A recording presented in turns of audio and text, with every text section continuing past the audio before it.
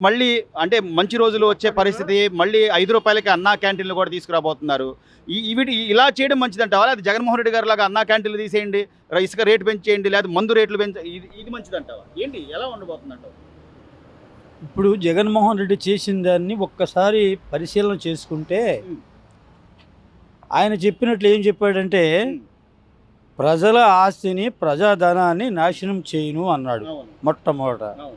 తర్వాత నేను వచ్చిన తర్వాత మీకు అన్ని మేలులు చేస్తాను రేట్లన్నీ అన్నాడు. తగ్గించేస్తా. నేనున్నాను, నేను చేస్తాను, నేను చూస్తాను అన్నాడు ఆయన. అవును. అవును. అయితే జరిగిన తీరు ఏంటంటే హ్మ్. రావటం హ్మ్. చంద్రబాబు గారు పెట్టింది ఏంటంటే పేద ప్రజల కోసం, పేదవాడి కోసం, రూ. 5 కూలోడు కోసం తిన్నా తినకపోయినా అవును. రూపాయలతో కడుపు నింపుకుంటాడు అవును.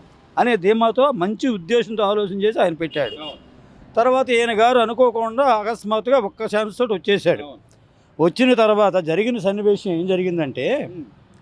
మొట్టమొదటి కన్ను అన్నా క్యాంటీన్ల మీద పడింది. అవును. చంద్రబాబు పేరు ఉండకూడదు, అన్నా క్యాంటీన్ అనేది రన్ అవ్వకూడదు అని తీసేసాడు. బాగానే ఉంది. హ్మ్.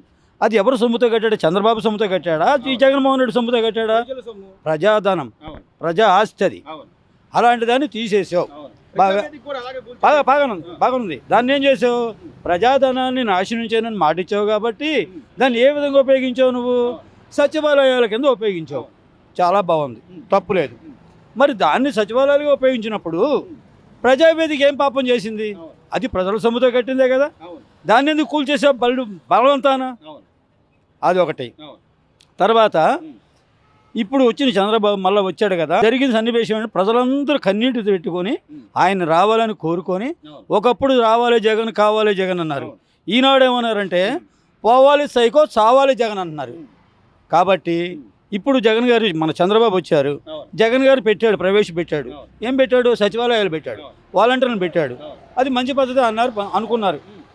మరి చంద్రబాబు గారు వచ్చినప్పుడు హ్మ్. ఈ సచివాలయాలు తీసేసి హ్మ్. ఈ వాలంటీర్లను తీసేసి హ్మ్. అది చేయలేదే. అవును.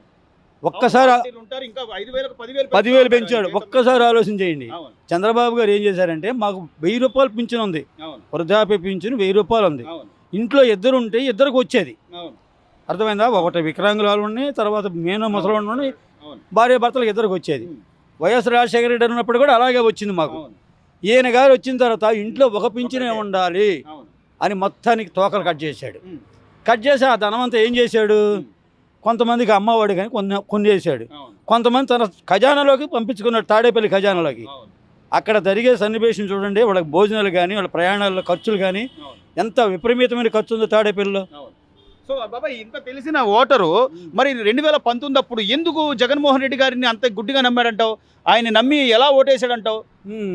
ఏంటి ఈ సన్నివేశం ఏంటంటే ఒక్కసారి ఆయన ఏం చెప్పాడు? నిజానికి ఆయన పాదయాత్ర చేసినప్పుడు గెలవాలంటే వాళ్ళ నాన్నగారు చచ్చిపోయినప్పుడు సానుభూతితో గెలవాలి అవును. కదా. హ్మ్. మరి అప్పుడు 2014 ఎందుకు ఓడిపోయాడు ఆయన? అవును. జనం నమ్మలా, నమ్మలా. దొంగ చేతికి తాళాలు ఇవ్వాల, హ్మ్. అందుకని అలా ఓడిపోయాడు. అప్పుడు అవును. తర్వాత ఒక అవకాశం అంటే నమ్మారు. తర్వాత జరిగింది ఏంటంటే హ్మ్. మళ్ళీ ఆయన తిరిగి హ్మ్. నేను నిజంగా చెప్పాలంటే హ్మ్. ఆయన నిజాయితీగా గెలిచిన సన్నివేశం కాదు.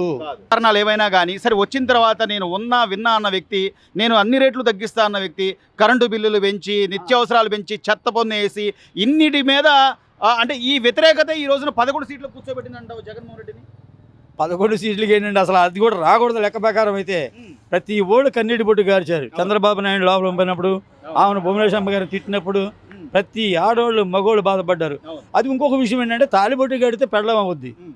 ఎవరైనా అవును. భార్య అవుతుంది. అవును. అవును. మరి హ్మ్. తాలిబొట్టు కట్టకుండా మరి మన రాష్ట్రానికి ఒక సీఎంగా ఉన్న ఆయన హ్మ్. రాజధాని ఉందా ఆంధ్ర రాష్ట్రానికి? అవును. రాజధాని లేకుండా 5 సంవత్సరాలు ఎట్లా పాలన చేశాడు? అవును. అంటే ఆంధ్ర రాష్ట్రానికి ఆడదాం ఆంధ్ర అన్నాడు కదా. అవును. ఆడదాం ఆంధ్ర ఆట అంటే ఆంధ్ర వాళ్ళు గొర్రెలు నా కొడుకులు వీళ్ళతో ఆడుకోవచ్చు ఆట, హ్మ్. మన ఖజానా నింపుకోవచ్చు, అవును. మన లండన్కి పోవచ్చు, పిల్లలు అవును. హ్యాపీగా ఉండొచ్చు. అవును. జగన్మోహన్ రెడ్డి చేసిన ఈ తప్పులన్నీ ఈ రోజున పరికట్టి జనం అంతా రైట్.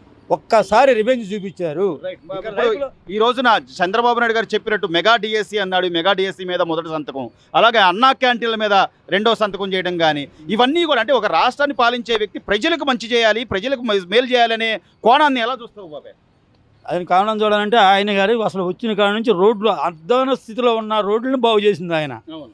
తర్వాత మన కుర్రోళ్ళకి ఉద్యోగాలు తీసుకురావడానికి కంపెనీలు ఎక్కడి నుంచో తిరిగి కష్టపడి తీసుకొచ్చింది ఆయన. అవును. అలాగా మన రాష్ట్రాన్ని బాగుదలను చూశాడు కానీ Right. తన గురించి ఆలోచన చేసుకోవాలా. అలాంటి వ్యక్తిని గందరగోళం చేశారు కాబట్టి ప్రజలు పూర్తి రివెంజ్ తీసుకున్నారు. Right. ఇంకా లైఫ్లో కోలుకోలేడు. Right. రేపు నా దృష్టి ప్రకారం అయితే ఆయన అండమాన్ జైలుకి వెళ్ళటం గ్యారంటీ.